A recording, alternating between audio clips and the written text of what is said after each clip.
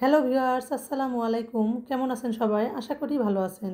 আমি আজ আপনাদের সামনে খুব সহজ ও সুস্বাদু একটা নাস্তা রেসিপি শেয়ার করব।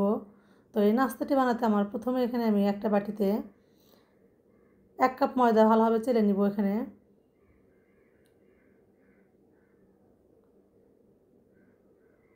তারপর এখানে দিয়ে দেবো গুঁড়া দুধ 1 কাপ।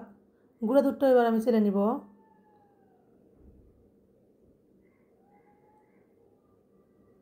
তারপর দিয়ে দেবো বেকিং পাউডার, স্বাদ মতো লবণ, তারপর গুঁড়া চিনি। এটা আমি ব্লেন্ডারে গুঁড়া করে নিয়েছি। অবশ্যই এই শুকনো উপকরণগুলো চেলে নেওয়ার চেষ্টা করবেন, তাহলে নাস্তাটা খেতে অনেক মুচমুচে হবে আর খেতেও ভালো লাগবে। এবার শুকনো উপকরণগুলো ভালোভাবে মিশিয়ে নিব। তারপর এখানে দিয়ে দেবো সয়াবিন তেল। সয়াবিন তেলের সঙ্গে এই শুকনো উপকরণগুলো হাত দিয়ে ভালোভাবে মেখে নিব। এরপর এখানে দিয়ে দেবো ঘি। ঘিটা দিলে নাস্তাটা খেতে অনেক মজা লাগে, সুন্দর একটা ঘ্রাণ আসে। তারপর এখানে আমি সামান্য পানি দিয়ে দিব। সামান্য পানি দিয়ে আমি এটা মেখে নিব।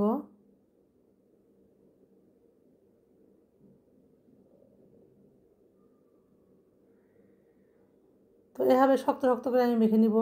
তারপর একটা বয়ামের ক্যাপে আমি এরকম ঘি ব্রাশ করে নিব। নিয়ে এখান থেকে ময়দার ডো থেকে আমি হাত দিয়ে এভাবে চেপে চেপে গোল গোল তৈরি করে শেপ করে নিব।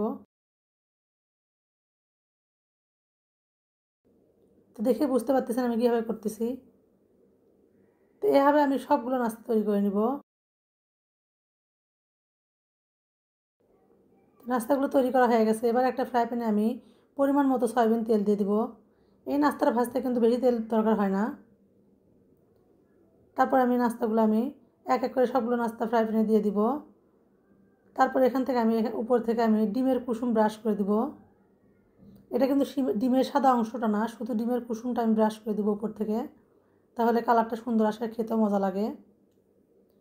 তো মাঝারি আছে আমি নাস্তাগুলো সুন্দর করে উল্টে পাল্টে সুন্দর একটা কালার আসা পর্যন্ত মুচমুচে করে ভেজে নিব। এটা কিন্তু হাই ফ্লেমে ভাজতে যাবেন না, তাহলে কিন্তু পুড়ে যাবে উপর থেকে আর ভিতরে কাঁচাই থেকে যাবে, খেতেও ভালো লাগবে না। তো কালারগুলো দেখেই বুঝতে পারতেছেন কতটা সুন্দর হয়েছে, আর খেতেও কিন্তু এটা অসম্ভব মজা লাগে। এভাবে বানিয়ে আপনি বেশ কয়েকদিন রাখতে পারেন। তো উপর থেকে আমি চীনাবাদাম দিয়ে দিব।